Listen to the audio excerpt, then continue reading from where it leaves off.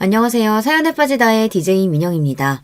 오늘 사연자는 미운 놈 떡 하나 더 준다는 심정으로 얄미운 며느리라도 어떻게든 예쁘게 봐주려고 했는데 얼마 전 도무지 참을 수 없는 사건이 있었다는데요.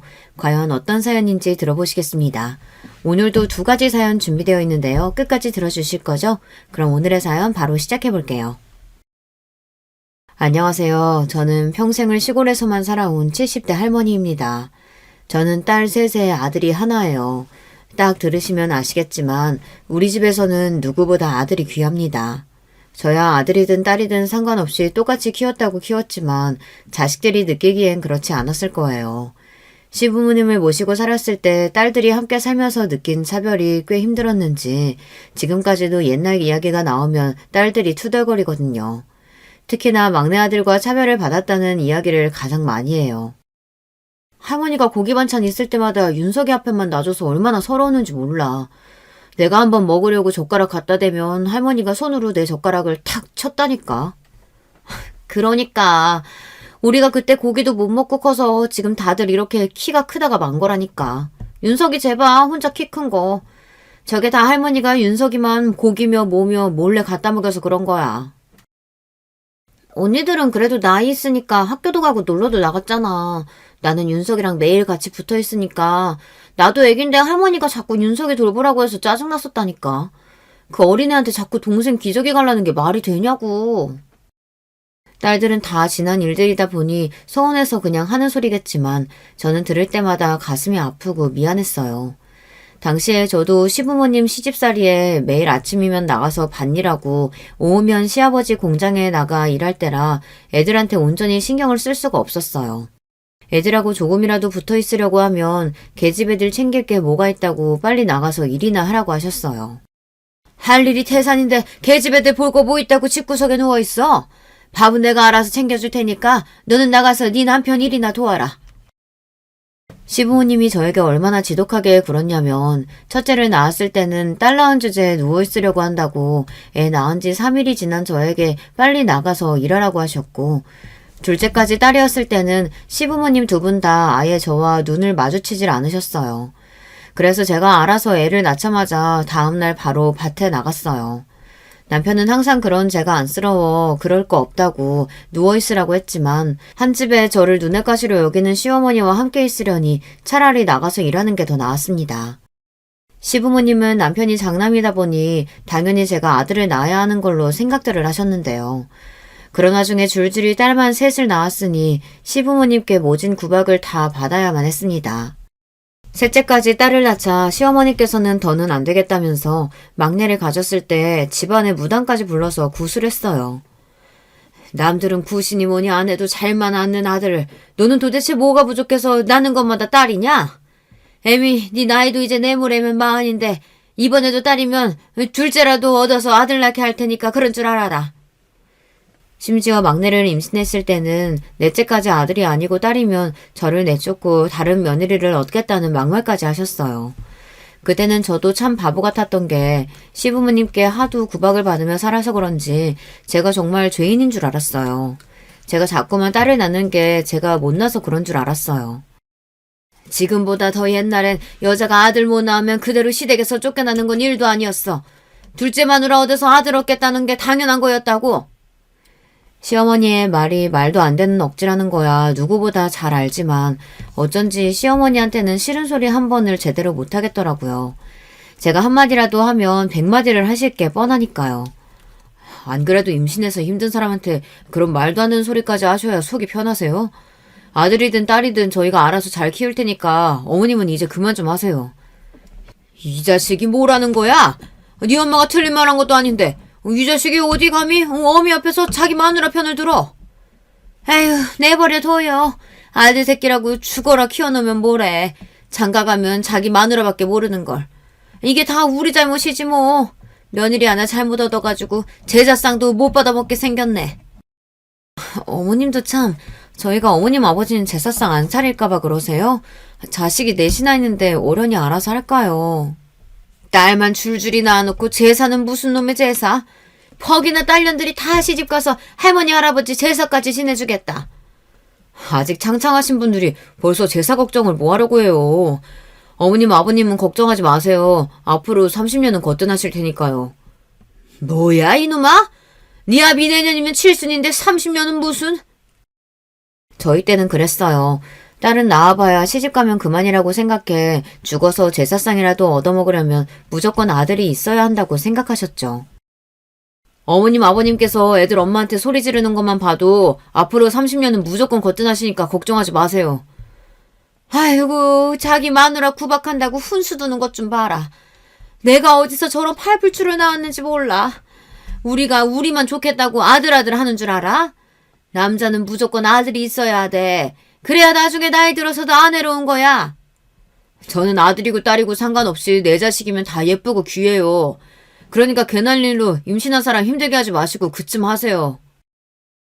결혼한 직후부터 시부모님으로 인해 힘든 일이 한두 개가 아니었어요. 그나마 다행인 건 제 남편이 제대로 정신이 박힌 사람이었다는 겁니다. 남편이랑 저는 부모님이 아시는 분 소개로 만났어요. 그래서 어떤 남자인지 어떤 집안인지도 잘 모르는 상태로 얼굴도 몇 번 안 보고 바로 식부터 올렸습니다. 그런 상태로 서로 애들 엄마 아빠로 부르면서 애 낳고 살았어요. 그 시대에 선봐서 결혼한 부부치고 저와 남편은 부부 사이가 좋은 편입니다. 그런데 그런 저희 부부를 시부모님은 썩 막당치 않아 하셨어요. 툭하면 아들을 며느리한테 뺏긴 것 같다는 말을 많이 하셨거든요. 남편이 시부모님 앞에서 항상 제 편을 들어서기도 하지만 남편이 착한 게 처가에도 또 잘했어요. 결혼하자마자 제가 시댁에 들어와 살면서 고생한 걸 옆에서 봐서 그런지 항상 저나 친정에 미안해하며 본인이 더 처가를 챙겼습니다. 한 번은 그런 적도 있었어요. 제가 임신해서도 아이들 챙기랴 밭일도 오랴 하루 종일 정신없이 지내는 제가 안쓰러웠는지 남편이 결심했다는 듯 하루는 저를 불러 짐을 싸라고 하더라고요. 마음 같아서는 내가 애들 데리고 가고 싶은데 당신 혼자 우리 집에 있으면 더 힘들고 못 쉴 테니까 그냥 당신이 다녀와. 다른 건 걱정하지 말고. 남편은 저에게 딸 셋은 본인이 다 알아서 할 테니 막내 낳기 전까지만이라도 친정에 있다가 오라고 했습니다. 그래야 제가 좀 쉴 수 있을 것 같다고요. 저도 남편 말대로 바로 친정에 가고 싶었어요. 하지만 시부모님을 모시고 사는 며느리 입장에서 어디 그게 쉽나요? 제가 애들 두고 혼자 잠깐 병원만 갔다 와도 어쩌니 저쩌니 말이 많으신 분들인데 애들까지 두고 혼자 친정에서 쉬다가 온다고 하면 펄쩍펄쩍 뛸 게 뻔해요. 저도 웬만하면 버텨보려고 했는데 넷째는 또 다르게 힘들더군요. 임신 9개월이 넘어가면서 배가 너무 많이 나와서 도저히 서 있을 수도 없고 앉을 수도 없었어요. 그런 몸으로 애들을 보면서 일을 한다는 게 가능하지 않았습니다. 잠깐 애들 밥이라도 챙겨주고 나면 숨이 너무 벅차서 정작 제 밥은 목구멍으로 넘어가지를 않았어요. 그쯤 되니 저도 안 되겠다 싶었습니다. 하루 종일 누워만 있고 싶은데 시부모님 눈치가 보이니 편히 쉴 수도 없더라고요. 결국은 남편과 상의해서 일주일만이라도 친정에 다녀오겠다 했습니다. 역시나 제가 당분간 친정에 있다가 온다고 하니 시부모님은 펄쩍펄쩍 뛰었어요. 자식이 셋이나 있는 옆에 내가 애들 두고 어디 친정에 가냐고요.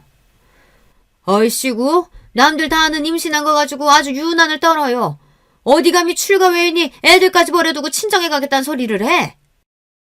남편 잘못 만나서 평생 시집살이 사고 사는데 막내 낳기 전까지만이라도 잠깐 부모님 댁에서 쉬다 오는 게 뭐 어때서 그래요. 애들 엄마 친정 가 있는 동안은 내가 집에서 애들 돌볼 테니까 어머니가 밭일 좀 하세요. 요즘 시대 남자들이야 그런 일이 흔한지는 몰라도 제가 애들 키우던 시대에는 남자가 처도 없이 혼자 애를 본다는 게 흔한 일은 아니었어요. 그것도 애 셋을 말이죠. 며느리가 만삭에 친정에 가겠다는 것도 시어머니에겐 놀랄 놀자였는데 애까지 두고 가서 아들이 애 셋을 본다는 게 더 기가 막힐 노릇이었죠. 그때만 생각하면 저는 아직도 오금이 저려요. 평소 시어머니의 성미에 절대 저를 순순히 친정에 보내주실 분이 아닙니다. 그런데 신기하게도 시어머니께서 저를 친정에 보내주시긴 했었어요. 남편이 시어머니 앞에서 눈까지 부르려고 하며 저렇게 고생하다가 아이라도 잘못되면 어떡하냐고 언성을 높였으니 시어머니도 더는 할 말이 없으셨나 봐요. 저더러 친정에 가고 싶으면 가라고 하셨어요. 그런데 그러면서 하시는 말씀에 소름이 돋았습니다. 네가 막바지에 닥치니까 아주 똥줄이 타나 본데 그래 어디 한번 너 하고 싶은 대로 다 해봐라. 네 뱃속 막내까지 계집애면 난 약속대로 둘째 자리 알아볼 테니까 그런 줄 알고. 시어머니는 제가 친정에 가는 게 끝까지 마음에 안 들었는지 만삭인 며느리한테 친정에 가는 날까지 막말을 마구 퍼버댔어요. 저는 서러움에 금방이라도 눈물이 쏟아질 것 같았지만 남편과 제 딸들을 생각하면서 꾹꾹 참았습니다. 그래도 친정에 도착하고 나니 속없이 마음이 놓이기는 하더군요. 친정 부모님들은 저희 시부모님 같은 분들은 없다고 칭찬하기 바쁘셨어요. 세상에 이런 시댁이 어디 있다니? 우리 딸은 복도 참 많다. 명절에도 항상 미리 보내주시는 것도 감사한데 임신했다고 쉬고 오라고 친정까지 보내주시니 감사해서 이리를 다 어떻게 갚는다니? 제가 시댁에서 시부모님께 어떤 취급을 받으며 사는지는 친정 부모님은 당연히 모르셨어요. 남편이 워낙 알아서 잘하다 보니 친정 부모님은 제가 시집가서 마음 편하게 사는 줄 아셨거든요. 그럴 만도 한 게 남편이 중간에서 참 노력을 많이 했어요. 명절이면 시부모님께 욕을 먹으면서도 항상 처가에 먼저 가자고 했습니다. 그게 참 대단한 일이었던 게 그때만 해도 명절이면 시댁부터 들리는 게 당연한 일이었어요. 심지어 시댁에 갔다가 손님들이 많이 와서 일거리가 많아지면 여자들은 친정에 못 가는 일이 비일비재할 때였거든요. 남편은 제가 시댁에서 살면서 시집살이를 한다는 걸 항상 미안해하며 명절만이라도 마음 편하게 친정에서 쉬다 오자며 항상 시부모님과 싸우면서도 명절날이면 친정에 가기 바빴어요. 평소에 맏며느리라고 이 사람이 밭일에 공장일에 다 하느라 고생하는데 명절이라도 좀 쉬게 해줘요. 어머님 아버님한테는 우리 말고도 아들이랑 며느리가 둘씩이나 더 있잖아요. 아이고 집안 꼴 잘 돌아간다. 어느 집안에서 명절날 장남이랑 맏며느리 없이 제사를 지낸다고 하든? 조상님이 상 차린 게 장남인지 맏며느리인지 알 게 뭐예요. 누구든 차리기만 하면 그만이지. 그만큼 저희 남편은 좋은 사람이었습니다. 남편이 아니었다면 전 아마 버티지 못했을 거예요. 그래도 다행이었던 건 막내를 낳고 나서는 전보다 시집살이가 좀 나아졌다는 겁니다. 막내가 아들이었거든요. 막내가 태어나고 나서는 시부모님이 얼마나 좋아하시는지 위로 딸 셋 낳았을 때는 한 번도 애들을 안아주신 적이 없으셨던 분들이 막내를 낳자마자 물고 빨고 하시면서 심지어 당신들 방에 데리고 들어가 재우셨다니까요.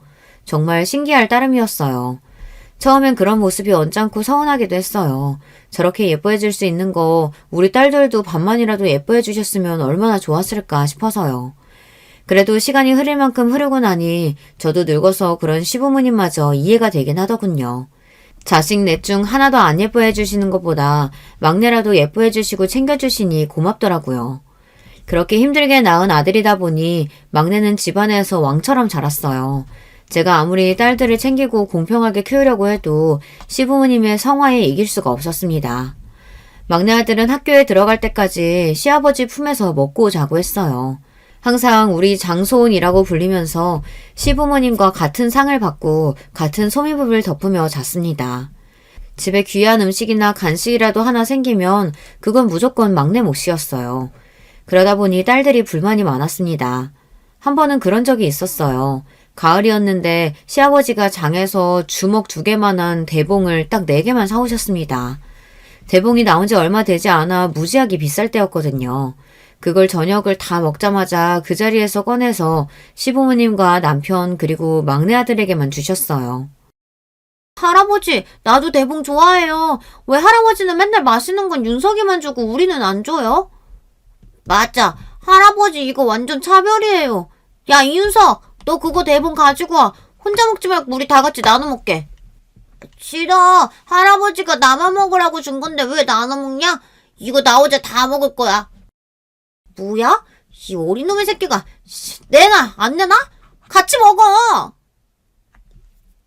순식간에 싸움이 난 아이들은 대봉을 뺏겠다고 셋이 거실 바닥을 뒹굴었어요. 저는 시부모님이 보시는 자리에서 애들이 버릇없이 군이 얼른 나서서 애들을 말렸습니다. 저렇게 싸워봐야 어차피 시부모님은 막내 편을 들 거라서 괜히 딸들만 혼날 게 뻔하니까요. 어허, 이 녀석들이 할아버지 할머니 앞에서 못하는 게 없어. 안 되겠다. 그 대봉 내놔. 저는 안 되겠다 싶어서 이미 찌그러진 대봉을 뺏었어요. 저는 대봉이고 뭐고 누구에게도 안 줄 생각이었습니다. 그런데 그때였어요. 아들 녀석이 자리에서 벌떡 일어나더니 버릇없이 제 손에 있던 대봉을 휙 뺏어갔어요. 그러더니 한다는 짓이 글쎄 대봉을 바닥에 던져버리더군요. 우리 집에서 비싼 대봉은 당연히 내 건데 누나들이 뭔데 욕심내? 누나들은 대충 아무거나 먹어도 되지만 난 장손이라 귀한 것만 먹어야 되는 거 몰라? 순간 저나 딸들이나 다들 너무 놀라서 말문이 턱하고 막혀버리고 말았습니다. 그때 막내 아들 나이가 고작 7, 8살이었어요.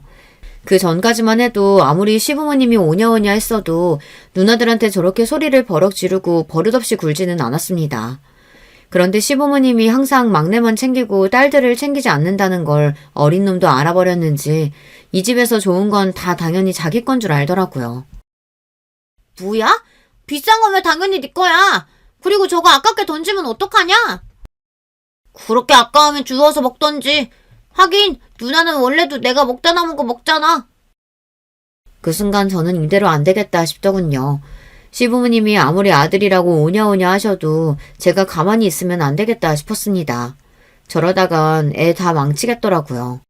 그때부터 저는 막내 아들에게 유난히 더 엄격하게 굴었어요. 시부모님이 옆에서 그러지 말라고 말리셔도 저는 제 고집대로 했습니다. 넷이 뭐든 공평하게 똑같이 주고 잘못을 하면 똑같이 때리고 혼냈어요. 하지만 제가 아무리 노력하면 뭐래요. 시부모님은 여전히 막내를 왕처럼 키우시는걸요. 그러다 보니 막내 아들은 제 생각과 다르게 커갔어요. 겉으로 보기에는 친구도 많고 공부도 제법 하는 것처럼 보였지만 학창시절 내내 크고 작은 사고들을 좀 쳤습니다. 한 번은 중학교 땐가 동네 파출소에서 연락이 온 적이 있었어요. 막내 아들이 후배들 돈을 뺐다가 길에서 걸렸다고 연락이 온 거였어요. 당시에 막내 아들은 전교 1, 2등을 할 정도로 성적이 좋았고 반장도 몇 번이나 할 정도로 학교에서 인기가 많았던 녀석인데 그런 연락을 받았으니 저도 너무 놀랐습니다. 저는 화가 나서 그 길로 파출소로 쫓아가 피해 학생에게 사과를 하고 아들놈을 집에 데리고 들어와 먼지가 나게 패줬습니다. 그전에는 한 번도 막내 아들에게 손을 댄 적이 없었는데 그날은 저도 너무 화가 나서 참을 수가 없었어요. 아무리 철이 없어도 남한테 피해 주는 건 절대 안 되는 거니까요. 그때도 시부모님은 난리가 났습니다. 제가 귀하디 귀한 장손에게 손을 대니 뭐 하는 짓이냐고 막내 아들을 감싸시더라고요. 남자가 살다 보면 파출소도 왔다 갔다 할 수 있는 거지. 괜히 애 기죽게 어디 감히 아들 얼굴에 손을 대? 그 전까지는 저도 웬만하면 시부모님과 분란은 안 만들려고 내내 하며 살았지만 더는 아니었습니다. 어머님, 아버님이 제가 애 혼낼 때마다 끼어들어서 애가 이 모양이 된 거잖아요. 귀하디 귀한 손자 이렇게 막무가내로 자라서 깡패되면 좋으시겠어요? 그거 아니면 제 자식 일에 끼어들지 마세요. 시부모님도 연세가 드셔서 내일 모레 할 때였어요. 제 손으로 식사 안 챙겨드리면 밥도 못 챙겨 드실 때입니다. 그러다 보니 제 손에 귀한 손주가 어떻게 되기라도 할까봐 아주 전전긍긍 하시면서도 예전처럼 저에게 소리를 지르지 못하시더군요. 저는 아들이 한 짓이 괘씸해서 멈출 수가 없었습니다. 이러다간 정말 아들 하나 있는 거 망가질 수도 있겠구나라는 생각이 들더라고요. 그때부터는 시부모니 뭐라고 하시든 제 자식들만 생각하며 살았습니다. 저도 나이 먹을 만큼 먹었고 시집살이라면 할 만큼 충분히 했어요. 시부모님도 다 늙어서 수저도 간신히 드시는데 제가 누구 눈치를 보겠어요. 시부모님이 아무리 감싸고 놀아도 저는 아들을 엄하게 대했습니다. 딸들이랑 똑같이 용돈 주고 일절 특별 대우 없이 키우려고 노력했어요. 제가 아무리 엄하게 굴어도 시부모님은 막내라면 어쩔 줄 몰라 하셨지만 그럴 때일수록 저와 남편은 딸들을 더 챙겼어요. 그렇다고 시부모님께 받는 서름을 딸들이 다 이해하는 건 아니었지만 그래도 제가 할 수 있는 한 챙기려고 했죠. 매일 입만 열었다 하면 독립하고 싶다고 투덜거리고 할머니 할아버지랑 살기 싫다고 하더니만 딸들은 셋 다 일찍 시집을 갔어요.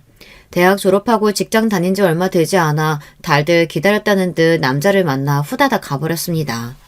시집 가서도 딸들은 다들 잘 살아요. 딸들 말로는 뭐래도 할머니 할아버지랑 살 때보다는 덜 힘들다면서 결혼 생활이 훨씬 낫다고 하더라고요. 우리 남편 막내라 시아버지 연세 많은 거 알지? 그런데도 아들이니 딸이니 상관없으시니 딱 하나만 낳아서 잘 키우래. 나 그 소리 듣고 진심 놀랐잖아. 할아버지는 다들 우리 할아버지처럼 아들만 박히는 줄 알았는데 안 그런 사람도 있더라니까. 내 말이 나도 우리 시누이 보고 깜짝 놀랐잖아. 우리 시댁은 뭐든지 다 여자 중심이라 시누이가 어렸을 때부터 막내라고 공주처럼 커서 지금까지도 시댁 식구들이 시누이라면 아주 벌벌 떨어. 우리 남편은 장남인데도 자기 동생이라면 해달라는 대로 다 해준다니까. 나도 그런 집 딸로 태어났어야 됐는데. 남들은 시댁 가면 불편하고 힘들다는데 나는 평생을 할머니 할아버지 눈치 보면서 동생 챙기느라 고생해서 그런지 시집살이는 일도 아니야. 시부모님은 나더러 남편 다칠까봐 하녀처럼 따라다니느라고 하진 않잖아. 맞아. 그때 너도 어린애였는데 할머니가 맨날 너더러 막내 챙기라 그랬지? 막내가 좀 급상 맞았냐? 밭으로 공장으로 맨날 뛰어다니는 애를 어린애한테 어떻게 보라고 그러는 거야? 극성 맞은 정도가 아니었지. 말도 안 듣고 맨날 아무 데서나 기저귀 벗고 뒹굴고 그냥 내버려뒀더니만 할머니가 그 꼴을 보고 나한테 소리 질렀잖아. 우리 집 장손 다치면 책임질 거냐고. 딸들은 결혼하고 나서도 셋이 만나기만 하면 옛날 이야기를 하며 시부모님께 받은 서름에 대해 토로했어요. 할머니 할아버지한테 받은 차별이나 구박에 비하면 시집살이는 일도 아니라고요. 그런 소리를 들을 때마다 저와 남편은 속상해서 할 말이 없어요. 저희가 아무리 잘해주고 챙겨주려고 해도 시부모님이 한마디 툭 뱉어버리면 딸 셋이 고스란히 상처를 받아 속상해하는 게 눈에 보였거든요. 성인이 될 때까지 한 집에서 같이 살고 한 핏줄인데도 딸들은 할머니 할아버지에게 정도 없었어요. 얼마나 서러웠으면 시부모님이 돌아가셨을 때 셋 다 눈물 한 방울을 안 흘리더라고요. 막내 아들만 제품에 안겨 몇 시간씩 펑펑 울었어요. 그렇게 혼자 온갖 특혜를 다 받고 자란 막내 아들은 은근 제 속을 썩였어요. 사람들 앞에서는 잘난 척도 하고 허세도 좀 있는 편이었는데 막상 집에 있을 때 보면 애가 유약하고 정신력이 약해요. 뭘 결정할 때도 우왕좌왕하다가 주변 사람들이 하는 말에 금방 휩쓸리고는 했죠. 학창시절에야 어리고 철딱선이 없을 때니 그러려니 했는데 성인이 돼서도 영 뭘 해야 할지 갈피를 못 잡더라고요. 공부는 그래도 잘하는 편이라 당연히 서울로 대학을 보내려고 했어요. 그런데 집을 떠나서 혼자 살기 무섭다면서 말도 안 되는 핑계를 대더니만 서울에 있는 대학은 안 가겠다고 우기더라고요. 저는 사내 새끼가 다 커서 왜 저러나 했는데 시부모님은 그런 막내 아들을 안쓰러워하시면서 하고 싶은 대로 하라고 했어요. 집에 땅도 있고 공장도 있는데 못하러 힘들게 취직하겠다고 서울까지 올라가서 공부를 해. 이 동네에도 좋은 학교 많은데. 그래. 너희 아버지 재산 다 우리 손주 건데 힘들게 일할 필요 뭐 있어. 집에서 가까운 학교 다니면서 얌전히 아버지 일이나 배우면 되지. 시부모님은 항상 그런 식이었습니다. 제 딸들은 대학을 가든 시집을 가든 일절 관심도 없으시면서 막내 아들이 한마디만 하면 본인들이 다 해결해 줄 것처럼 나섰어요. 하나뿐인 장손 혹시나 혼자 서울에 올라가 고생이라도 할까봐 아주 전전긍긍 하셨습니다. 그때도 저와 남편은 답답해서 어떻게든 서울로 올려보내려고 했는데 아들놈이 올라갈 생각이 없었어요. 시부모님 말씀대로 동네에서 대학을 다니며 남편 일을 배우겠다고 하더라고요. 그러던 중 생각지도 못한 일이 벌어졌습니다. 몇 년 전까지만 해도 누나들 서울로 대학 갈 때 본인도 간다고 그렇게 난리를 피던 놈이 갑자기 왜 생각이 바뀌었나 했더니만 이게 여자가 있었더라고요. 그것도 고3 때 과외를 받던 대학생 과외 선생한테 빠져서 그 과외 선생 따라 같은 학교에 간 거였어요. 나이도 많은 과외 선생한테 빠진 것도 기가 막히는데 이 녀석이 사고를 치고 말았습니다. 과외 선생이랑 둘이 좀 좋아서 몇 달 만나기는 했나 봐요. 그런데 그게 정상적인 연애가 아니라 둘이 바람을 피운 거랍니다. 그 과외 선생한테 오래 만나던 남자친구가 있었는데 그 남자친구가 군대에 있는 사이에 우리 막내랑 둘이 만났나 봐요. 같은 학교 다녔으니 둘이 좋아서 매일 붙어 다니다가 제대하고 나온 과외 선생 남자친구가 둘이 만나는 걸 알게 돼서 학교에까지 쫓아와 난리를 쳤나 봐요. 남자애가 체대생이었다는데 막내가 그 남자한테 학교 한복판에서 엄청 두들겨 맞고 들어와 집안이 한바탕 난리가 났었습니다. 시부모님은 당장 막내를 때린 놈을 고소하겠다고 난리였고 막내는 쪽팔려서 앞으로 학교 어떻게 다니냐고 난리였습니다. 학교를 그만두겠다고 했어요. 저와 남편은 절로 한숨이 났어요. 아들놈이라고 하나 있는 게 도대체 왜 저렇게 바보 같은 짓거리만 하고 다니나 해서요. 제 속도 모르고 시부모님은 막내 아들 역성만 들었습니다. 그러게 여자를 만나려거든 똑바른 애를 만나야지. 어디서 그런 해프년을 만나서 그런 망신을 당해. 내가 그 년놈 둘 다 가만히 안 둘 거니까 그런 줄 알아라. 시아버지는 귀한 손주 얼굴에 상처를 낸 게 괘씸하다면서 그 남학생과 과외 선생 집까지 찾아가 부모한테 난리를 쳤어요. 평생 취직도 못하게 고소할 거라고 엄포까지 놓으시고 오셨더라고요. 나중에 제가 간신히 말려서 고소까지는 하지 않았지만 좁은 동네에 소문이란 소문은 다 나서 창피해서 도저히 얼굴을 들고 다닐 수가 없는 지경이었어요. 그 일 이후로 막내는 서울로 올라갔습니다. 본인도 창피하긴 했는지 다니던 학교를 그만두고 다시 수능을 봐서 서울에 있는 대학에 다시 진학했어요. 그래도 서울로 올라간 이후에는 좀 잠잠한 듯 했습니다. 남들보다 조금 늦게 서울로 대학도 가고 졸업과 동시에 서울에서 취직도 하길래 이제 좀 정신 차렸나 했죠. 그런데 사람이 어디 가는 게 아니더군요. 이 자식이 취직하고 나서도 자꾸만 크고 작게 사고를 쳤어요. 돈 사고를 쳐서 도와준 게 한두 번이 아닙니다. 집안 남자 중에 사업하겠다고 일 벌리는 사람이라고는 없는데 도대체 누구를 닮았는지 저희 막내 아들은 직장 생활이나 착실히 하면 좋을 걸 자꾸만 사업을 하겠다고 일을 벌려놓은 걸 좋아했어요. 그러더니 결국은 멀쩡히 다니던 직장을 그만두고 무슨 디저트 사업을 하겠다고 여기저기서 돈을 빌려서 가게를 냈어요. 그때가 시아버지께서 진작 돌아가시고 시어머니께서도 오늘 내일 하셨을 때였는데 막내 아들놈이 어느새 시어머니를 꼬셔서 시어머니한테 돈을 받아가 일을 벌렸더라고요. 그런데 그게 쫄딱 망해버렸습니다. 무슨 빙수 기계를 개발한다고 호들갑을 떨더니만 그게 잘못됐는지 처음 투자한 돈도 거의 못 건졌나 보더라고요. 그 일로 시어머니께서 충격을 받아서 쓰러지셨어요. 빌려준 돈이 아까워서가 아니라 사업이 잘 안 돼서 아들놈이 힘들어할까봐 걱정돼서 쓰러지신 거였습니다. 우리 손주, 어떡하니? 우리 손주 불쌍해서 어떡해? 제 아들놈인데 저는 하나도 불쌍하지 않았어요. 사업의 사자도 모르는 게 자기 돈도 아니고 할머니 돈을 가지고 나가서 바보 같은 짓을 벌였으니 불쌍하긴커녕 화만 났습니다. 그런데 저희 시어머니는 귀한 손주 기죽어서 혹여나 세상을 등지기라도 할까봐 걱정된다며 바리바리 반찬까지 싸들고 서울까지 5시간에 걸려 올라가서 걱정하지 말라고 할머니가 다 해결해 주겠다고 하셨어요. 우리 손주 걱정하지 마. 할머니가 빚 다 갚아주고 다른 가게도 차릴 수 있게 도와줄게. 막내가 사고친 걸 어머님이 왜 해결해줘요. 자기가 싼 똥 자기가 해결하게 그냥 두세요. 엄마는 할머니가 도와준다는데 왜 그래? 할머니, 나 망한 거 아니야. 그 빙수기계에 조금 문제 생겨서 그런 거지. 그것만 해결되면 금방 다시 가게 시작할 수 있어. 그럼 우리 손주 똑똑한 거 이 할미가 다 알지. 너는 예전부터 사주에 사업하면 무조건 성공할 거라고 그랬어. 내가 너희 할아버지가 남기고 간 땅이랑 다 우리 손주 앞으로 해주고 죽을 거니까 그거 가지고 너 하고 싶은 거 다 해라. 그렇게 막내 손주라면 끔찍하게 생각하시던 시어머니께서 막내가 장가가는 것도 못 보고 돌아가셨어요. 그 전까지는 저도 시부모님에 대해 애틋하거나 불쌍하다고 생각한 적도 없었는데요. 막내 아들이 장가가는 날은 저도 마음이 뭉클하고 어느 때보다 시부모님 생각이 많이 나더라고요.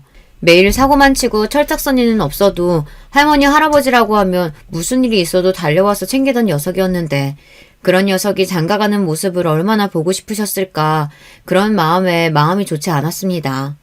그런데 그건 시작에 불과했습니다. 아들이 결혼하고 저도 손주 녀석이 생기고 나니 어느 때보다 시부모님 생각이 자주 나더라고요. 딸들이 결혼하고 손주를 낳았을 때랑은 또 다른 느낌이었어요. 외손주, 친손주라는 걸 떠나서 저에게도 며느리가 생겼다는 게 느낌이 이상하더라고요.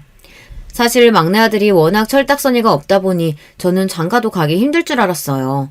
그런데 어느 날 갑자기 연락도 없이 집에 내려온 아들이 결혼을 하겠다고 하더군요. 이제 막 사귀기 시작한 여자친구가 있는데 임신을 했대요. 처음 임신 소식을 들었을 때 기가 막혔어요.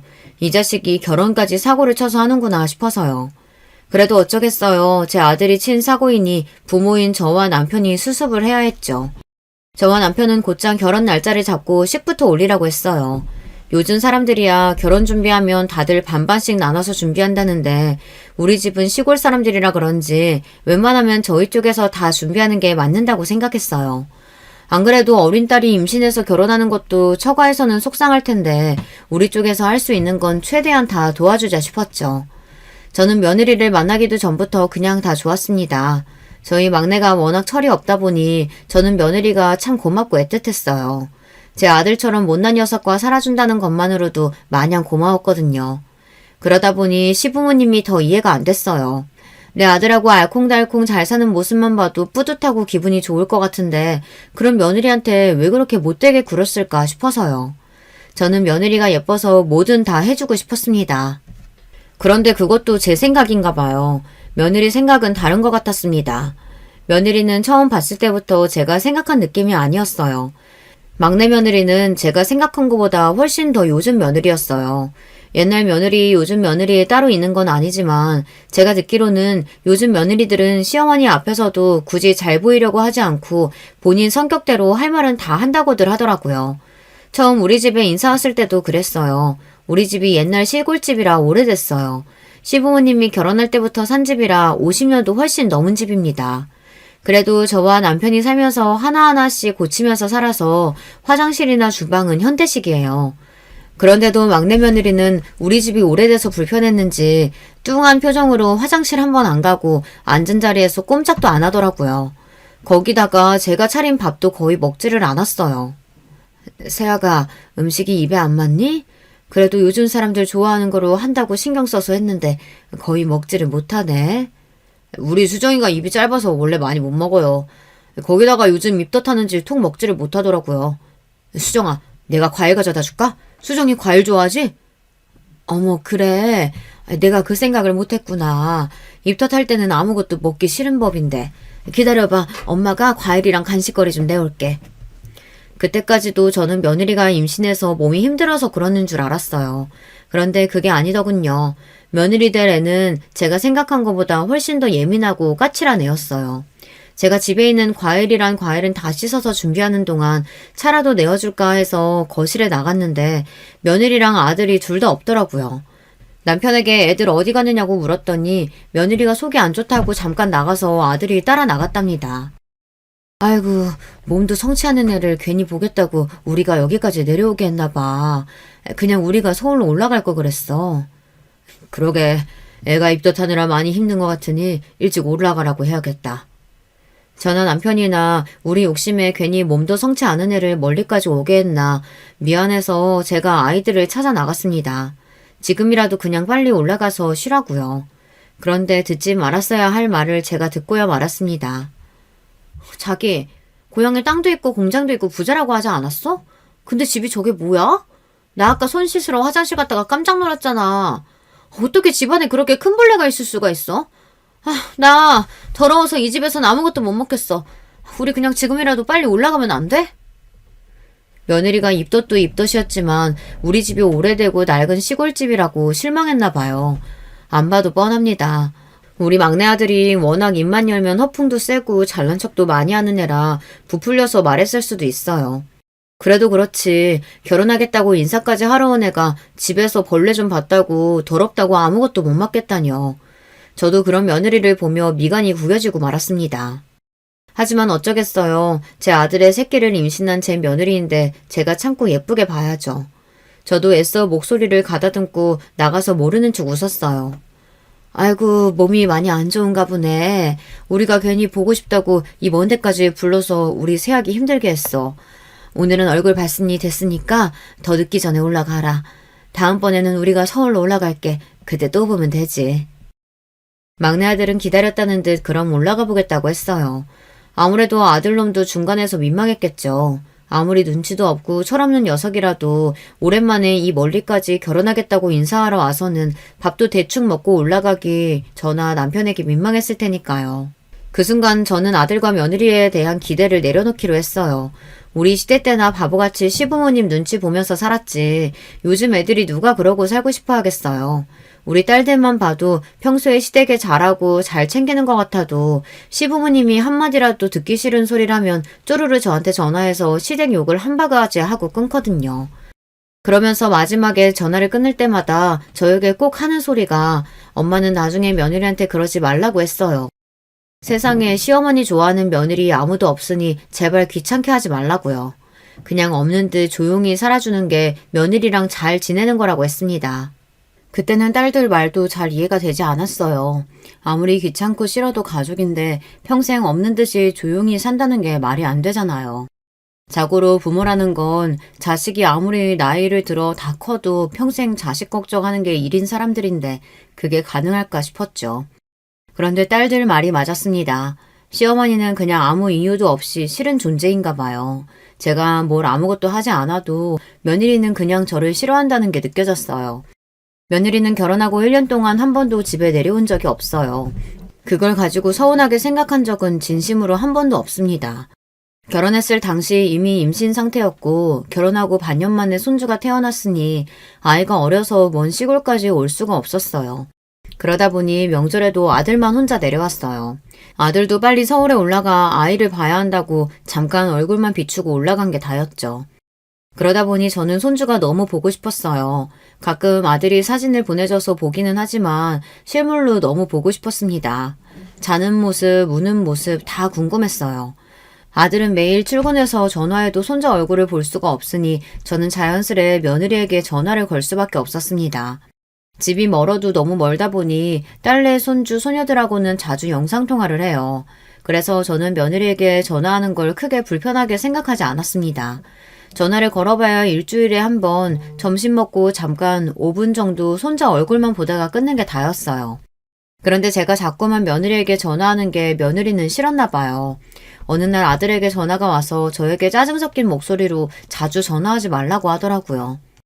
엄마가 옛날 사람이라 잘 모르나 본데 요즘 며느리들은 시어머니가 전화하는 거 싫어해. 매일 혼자 애 보는 것도 힘들어 죽으려고 하는데 시어머니가 자꾸 전화해서 귀찮게 하면 좋아하겠어? 텔레비전 드라마에서나 이런 상황을 봤었지 저에게 이런 일이 생길 줄은 몰랐습니다. 아무리 요즘 며느리들이 시어머니를 싫어하고 귀찮아한다고 해도 그렇지 일주일에 한 번 손주 얼굴 보겠다고 시어머니가 전화하는 게 그렇게 잘못인가 싶었어요. 더군다나 아들 입에서 들으니 더 속상하고 억울하더군요. 그래서 저도 모르게 꾹 참고 있던 말을 뱉어내고 말았어요. 손주 태어난 지가 언젠데 할머니 할아버지가 손주 얼굴 한 번 못 봤다는 게 말이 되니? 너무 보고 싶어서 일주일에 한 번 전화한 걸 가지고 너희 정말 너무들 한다. 저는 그대로 전화를 끊어버렸습니다. 저도 절대 서운한 티 내고 싶지 않았지만 도저히 억울해서 참을 수가 없었어요. 사실 저도 며느리한테 전화할 때마다 기분이 좋지 않았어요. 제 새끼 생각해서 꾹 참은 겁니다. 제가 딱 며느리에게 전화를 걸면 며느리는 곧바로 손주 얼굴을 비춰요. 인사 한마디도 안 하고 말이죠. 제가 우리 며느리 고생한다, 밥은 먹었냐 물어도 네, 딱 한마디 하고 맙니다. 한 번을 저나 남편 안부를 물은 적도 없어요. 며느리가 그렇게 싸가지 없이 굴어도 저는 단 한 번도 아들이나 딸들한테 며느리 이야기를 한 적이 없습니다. 가족끼리 괜한 분란을 만들고 싶지 않아서요. 제가 그렇게 며느리 눈치를 봤는데도 그런 소리까지 들으니 가슴 한구석이 뻥 뚫리는 것 같았습니다. 더군다나 아들놈이라는 놈이 자기 마누라가 한 말을 그대로 저에게 전달하는 것도 너무 싫었어요. 그 이후 저는 아예 아들 며느리에게 마음을 내려놓았습니다.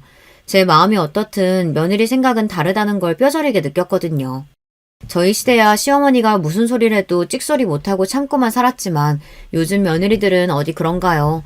딸들 말이 맞았어요. 며느리는 그냥 시어머니라는 존재만으로도 싫은 것 같았어요. 그 이후 저는 며느리에게 전화도 일절 안 했어요. 일이 생기면 그냥 제 아들에게 전화하고 말았습니다. 고추장이고 된장이고 만들 때마다 아들 생각이 나서 보내주고 싶어도 꾹 참고 김장이나 하면 한 번씩 택배를 보내주고 말았어요. 딸들도 보낼 때마다 이런 걸 힘들게 뭐하러 보내냐고 툴툴거리는데 며느리는 얼마나 귀찮아할까 싶어서요. 1년에 며느리는 딱 4번 만났습니다. 명절 2번, 남편하고 제 생일 2번 해서 딱 4번 집에 내려왔어요. 저나 남편이 서울에 일이 있어서 올라갔다가 손주, 손녀 얼굴이 보고 싶어 잠깐 드리려고 해도 며느리가 싫어할까봐 눈치가 보여 통 못 가겠더라고요. 그러다 보니 저는 며느리가 오는 날만 되면 심장이 뛸 정도로 기다려졌어요. 제가 뭐 며느리 보고 싶어서 심장이 뛰겠어요. 그때 아니면 손주를 볼 수 없으니 내내 자식들 오는 날만 기다리고 있었죠.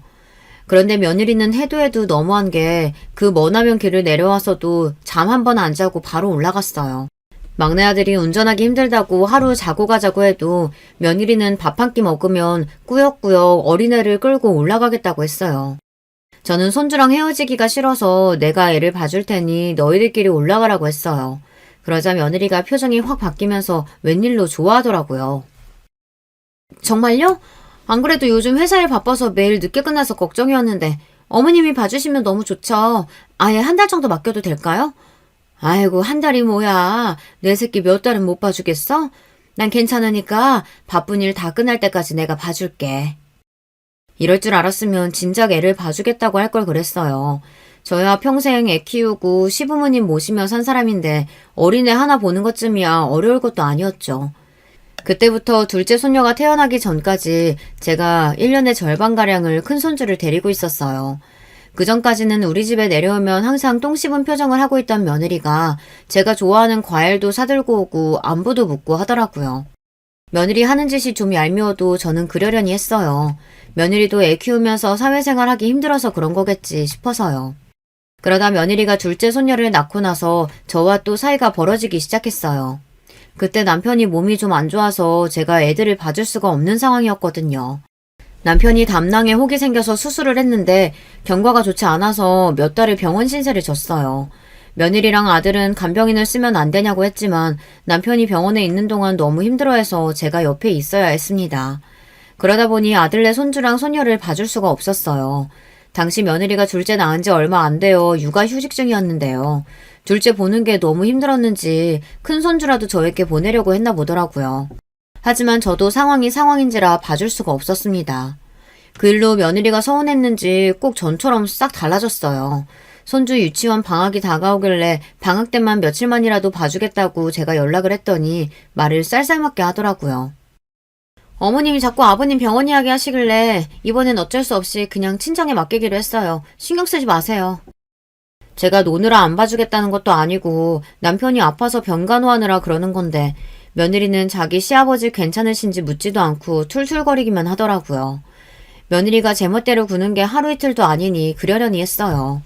그러던 어느 날이었어요. 주말에 서울에 결혼식이 있어서 올라왔다가 큰맘 먹고 아들네 집에 잠깐 들렀습니다. 아무래도 손주를 봐주지 못한 게 마음에 걸리기도 했고 둘째 손녀도 많이 컸을 텐데 보고 싶어서요. 아니나 다를까 제가 서울역이라고 전화를 했더니만 며느리 목소리가 확 바뀌었습니다. 오실 거면 미리 연락을 주시지.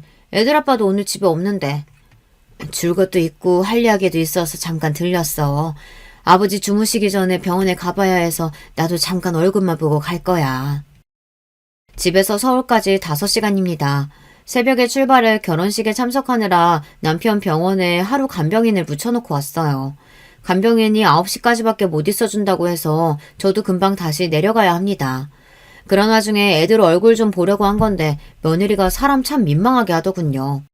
그래도 오랜만에 손주 손녀를 보니 기분이 좋아 며느리에 대한 미움은 금방 잊어버렸어요. 그런데 그때였어요.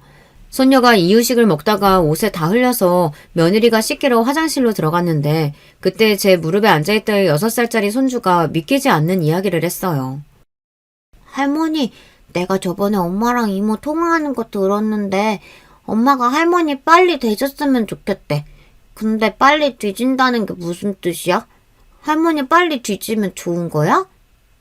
순간 저는 제 두 귀를 의심했습니다. 손주 말이 사실이 아니기를 바랬어요. 하지만 그 말은 분명히 사실이었습니다. 어린 손주가 거짓말을 할 리 없으니까요.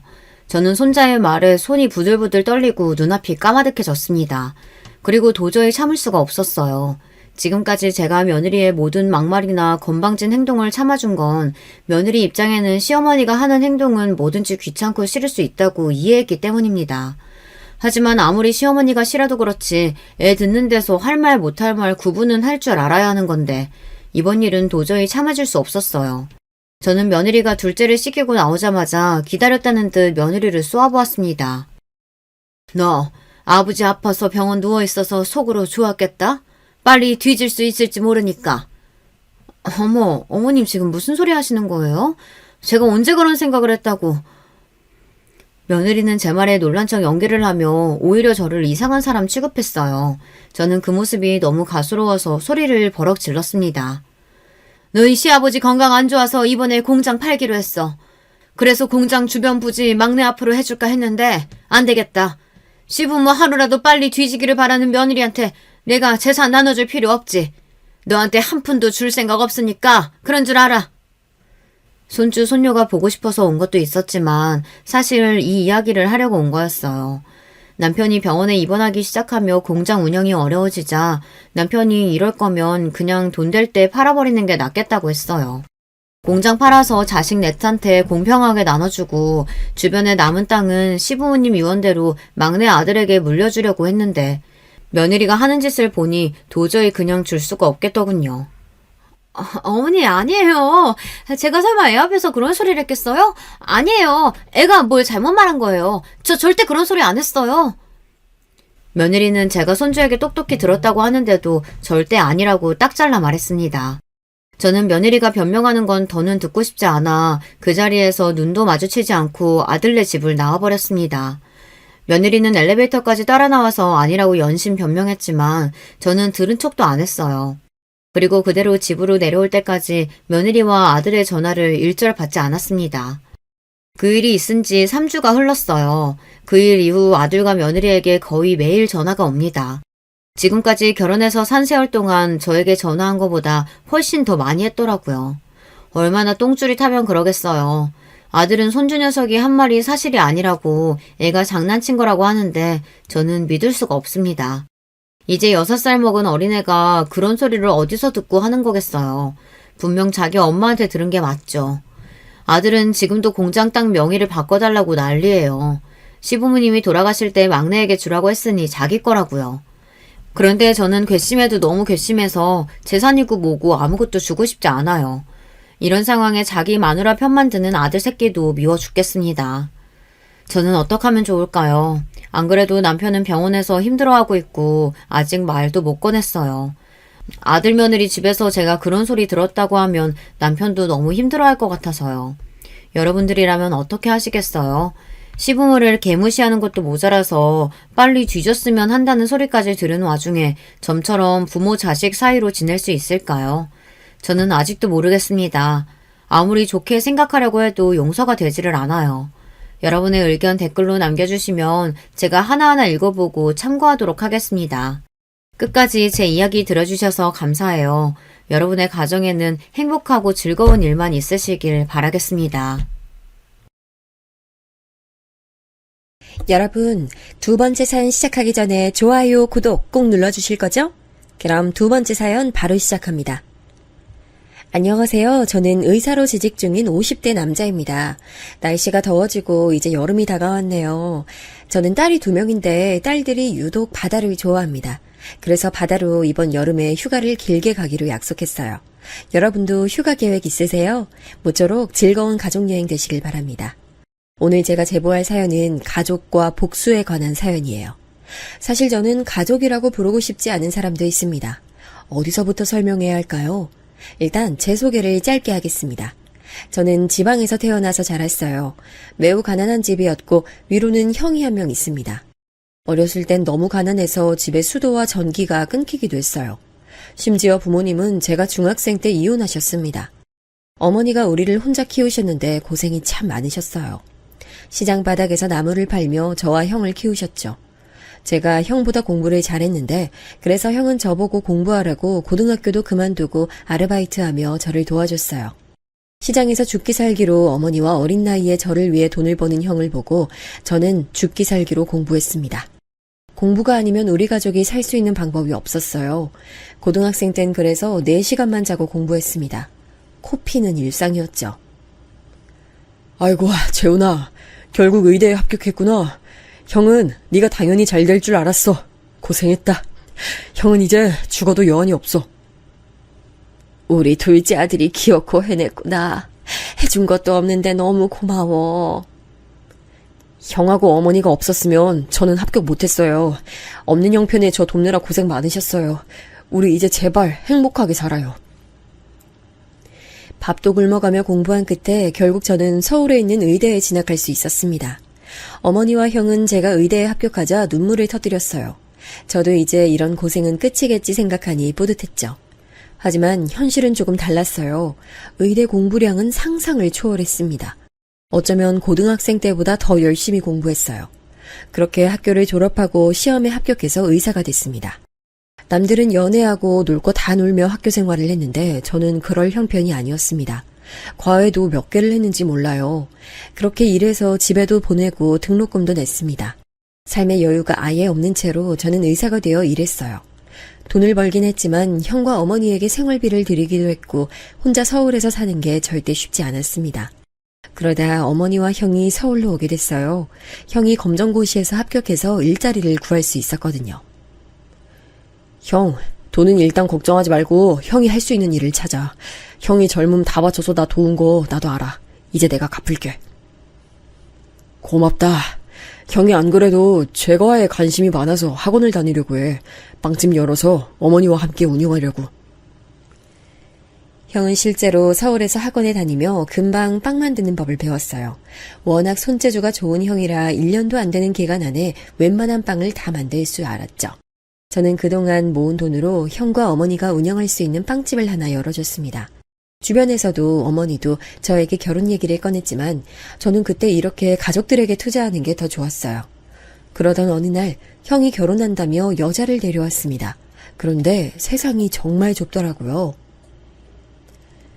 아내 될 사람이 너희 병원에서 일하거든.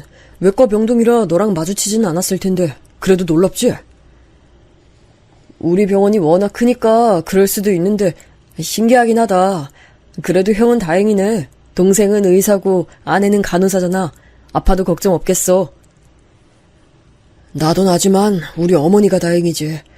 어쨌든 가족끼리 같은 병원에서 근무하다니 좋다. 형수가 될 사람은 형의 빵집 손님으로 만났다고 해요. 형이 워낙 손맛이 좋아 빵집이 인기가 좋았거든요. 형수도 그래서 거의 매일같이 드나들다 형에게 반했다고 합니다. 몇 개월을 구애한 끝에 형과 연애하게 됐죠. 그리고 2년의 연애 끝에 결국 결혼까지 하게 됐습니다. 저는 일하는 게 힘들고 바빠서 연애 생각이 전혀 없었어요. 그래서 형이 결혼한다는 소식에 내심 기뻤습니다. 자식 중 한 명이라도 결혼해야 우리 어머니 마음이 편하잖아요. 듣기로 형수님 집안 형편도 그리 좋은 편은 아니었어요. 우리 집도 그렇고 양가 지원이 많지 않았습니다. 그래도 하나밖에 없는 형제고 저를 워낙 어렸을 때부터 도왔던 형이니 제가 결국 나섰어요. 빵집과 병원 중간에 있는 아파트를 하나 얻어줬죠. 저한테도 큰 돈이었는데 전혀 아깝지 않았습니다. 그때까지는 제가 결혼하게 될 거라고 생각도 안 했거든요. 그리고 형의 결혼식 날이 됐습니다. 여러분은 첫눈에 반한다는 소리를 믿으세요? 저는 그 말이 무슨 말인지 전혀 모르고 살았습니다. 첫눈에 반하긴커녕 연애를 해본 적도 없으니까요. 그런데 형의 결혼식 날 저는 저 말이 뜻하는 바를 알게 됐어요. 형수님 하객으로 있던 어떤 여성분과 눈이 마주쳤는데 아주 환하게 웃더라고요. 그 웃음을 보고 홀린 듯이 다가갔습니다. 제가 원래 그러던 사람도 아니고 애초에 여자를 만난 적도 없잖아요. 그런데 그 여성분은 당황하면서도 웃음을 잃지 않았습니다. 그리고 얼떨결에 저는 처음 보는 사람 앞에서 제 소개까지 하게 됐죠. 놀라운 건 그 다음이었어요. 어머, 땡땡병원이요? 저 거기서 일해요. 아, 의사 선생님이셨구나. 저는 간호사예요. 소아병동에서 일하고 있어요. 그러고 보니 오늘 결혼하는 미정이도 같은 병원이에요. 네, 맞아요. 사실 이 결혼식 저희 형 결혼식이에요. 같은 병원이라니 저도 너무 놀랍네요.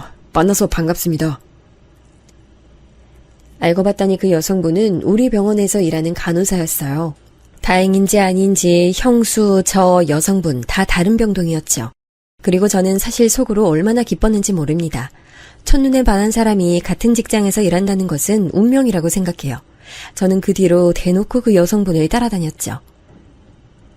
야, 그만 좀 쫓아다녀. 그 시간에 환자를 더 봐라. 소아과에 꿀 발라놨어. 너 그 정간호사 보러 가는 거 소문 다 났어. 소문나면 이제 나연씨 몰래 좋아하는 사람 없겠죠? 그럼 전 오히려 좋아요. 이미 인기가 하늘로 쏘는 사람인데 없겠냐? 예쁘고 성격도 좋아서 환자들도 대놓고 좋아하잖아. 그리고 듣기론 집안도 아주 좋대. 제가 계속 말했잖아요. 저런 사람 태어나서 처음 본다니까요. 나연씨 아니면 결혼 평생 안 할 거예요. 아이, 너 같은 놈이 한둘이겠냐고. 아, 그리고 너희 형수랑 고등학교 때부터 동창이라던데? 그래서 둘이 그렇게 친하대. 그럴 거면 형수한테 차라리 자리 주선 부탁해봐. 저도 처음 듣는 사실이었어요. 하긴 제가 애초에 여성분을 만난 게 형의 결혼식이니 생각해보면 둘이 병동도 다른데 왜 결혼식에 참석했겠어요. 나중에 한 사실은 아내와 형수는 고등학교 3학년 때 같은 반이었다고 하더라고요. 그리고 대학도 같이 갔고 대학을 졸업하고 자대 병원까지 나란히 왔던 경우였습니다. 생각보다 아주 친할 수도 있다고 생각했죠. 하지만 그렇다고 제가 형수한테 부탁해서 소개를 받고 싶진 않았습니다. 그냥 제 연애는 제가 해결하고 싶은 마음이 컸어요. 오히려 형수에게 들키고 싶지 않은 마음이 컸습니다. 그렇게 그 여성분을 향한 구애를 약 1년 했더니 드디어 제 구애를 받아주셨어요. 그분은 우리 가족이 아니라면 그렇게 애정이 생기지 않던 제가 처음으로 사랑한 사람이자 마지막 타인이었습니다. 연애 끝에 저는 떨리는 마음으로 프로포즈를 했고 성공해서 그 여성분은 제 아내가 됐어요. 양가에 인사를 갔는데 처가는 생각보다 잘 사는 집이었습니다. 그래요. 사위로 의사가 올 줄은 전혀 몰랐는데 자네가 우리 사위가 된다니 기쁘네. 우리 나연이 고생만 시키지 말아줘요. 돈이 부족하면 언제든지 말하고 둘은 걱정 없이 행복하게만 살도록 해요. 나연이가 외동이라 누가 사위가 될지 궁금했는데 이렇게 능력도 좋고 성격도 좋고 나연이밖에 모르는 사람이 사위라니. 이제 마음이 편하네. 장인어른은 작은 사업을 하시는 분이셨어요. 작은 사업이라고 해도 월급쟁이가 아니라 만지는 돈이 저보다 많았죠. 실제로 결혼하며 지원도 많이 해주셨어요. 넌지시 개원 얘기도 꺼내셨는데 제가 거절했습니다. 저는 아내와 같이 사내 연애를 하는 게 너무 좋았거든요. 결혼해서도 서로의 인생을 존중하며 같이 병원에서 일하는 게 좋을 것 같았습니다. 실제로 저는 아내와 연애를 시작하고 직업 만족도가 굉장히 높아졌거든요. 아무리 일이 힘들어도 잠깐 짬을 내서 아내를 볼 수 있어 얼마나 행복했는지 몰라요. 이렇게 제 인생에 많은 영향을 끼친 아내가 너무 사랑스러웠어요.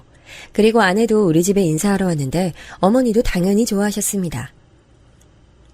며느리 둘 다 간호사라니 내가 무슨 복을 받았어? 아이고 기쁘네. 우리 아들하고 결혼해줘서 너무 고마워요. 내가 가진 게 없어 줄 수 있는 것도 없는데. 아유 아니에요 어머니. 재훈씨 낳아주신 것만으로도 저는 받은 게 많아요. 어머니 어디 몸이 편찮으시면 꼭 얘기해주세요. 재훈씨 바쁘면 저라도 달려갈게요. 얼굴도 예쁜데 마음씨까지 이렇게 예쁘네. 재훈이가 열심히 살더니 결국 이렇게 복을 받아. 둘이 우리 결혼식에서 처음 봤다니까 그것도 진짜 신기하다. 인연이라는 게 이런 식으로 이어지나 봐. 안 그래 여보? 뭐 그렇지. 나연이랑 고등학교 때 처음 봤는데 이런 식으로 엮일 줄은 전혀 몰랐어. 이것도 인연이라면 인연이네. 그치 나연아? 그러니까 나도 이렇게 미정이랑 인연이 이어질 줄은 몰랐어. 이제 친구에서 가족이 된 거잖아. 나 너무 기뻐. 친구 사이라니. 내가 더 기쁘다. 이런 사연이 있을 줄은 몰랐어.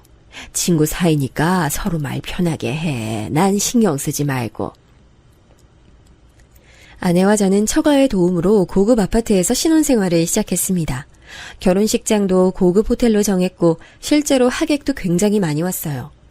예물과 예단은 생략하고 싶었는데 처가에서 한 번 하는 결혼이니 마음껏 하라 하셨죠. 제가 아무리 의사여도 워낙 어머니에게 들어가는 돈도 많았고 형 결혼 때 쓴 돈이 있어서 여유롭진 않았거든요. 그 사정을 듣더니 장인어른은 제가 그동안 고생 많았다며 본인이 많이 지원해 주셨습니다. 신혼여행도 형과 형수는 제주도로 다녀왔는데 저와 아내는 하와이와 유럽을 다녀왔어요. 아내가 워낙 어릴 때부터 해외 생활을 많이 해서 저를 데리고 다녔습니다. 저는 공부밖에 몰랐던 사람이라 해외여행 자체가 처음이었거든요. 아내는 여유로운 집안 사정 덕분에 해외에서 유학도 했더라고요. 저는 이런 아내가 너무 좋았습니다. 배울 점이 많은 사람이라 결혼하길 잘했다고 생각했죠. 아내와 저는 부부 사이에 문제가 전혀 없었어요. 그런데 제가 형수가 약간 이상하다고 생각하게 된 계기가 있습니다. 그날은 신혼여행에 다녀오고 집들이를 하게 됐습니다. 처가 식구들은 이미 초대했고 우리 집 식구들을 초대한 날이었어요. 어머니, 이거 명품 가방이에요. 저희가 여행하면서 면세점에서 가방 봤는데 너무 예쁘더라고요. 도저히 지나칠 수가 없어서 사게 됐어요. 어머님 드시면 너무 잘 어울릴 것 같아서요. 어머, 아유 뭐 이런 걸 다 주고 그래. 난 너희가 무사히 다녀온 것만으로도 좋아. 아유, 고마워. 아껴서 잘 들고 다닐게. 이렇게 훈훈하게 선물 증정식을 마치고 거실에서 과일을 먹고 있었습니다. 형하고 어머니와 얘기하느라 시간 가는 줄 몰랐어요. 그런데 어느새 정신 차리니 아내와 형수가 없더라고요. 곧 어머니가 가실 시간이라 저는 집안에서 형수와 아내를 찾아다녔습니다. 그런데 안방에서 형수와 아내의 대화 소리가 들렸어요. 나연아, 나 진짜 너무 속상해. 나도 어머니한테 명품 가방 사주고 싶지. 그런데 우리 사정이 어려워서 가방이 뭐야? 지갑도 못 사줬어. 그런데 너가 그렇게 어머니한테 가방을 주면 내가 뭐가 돼? 아, 미안해.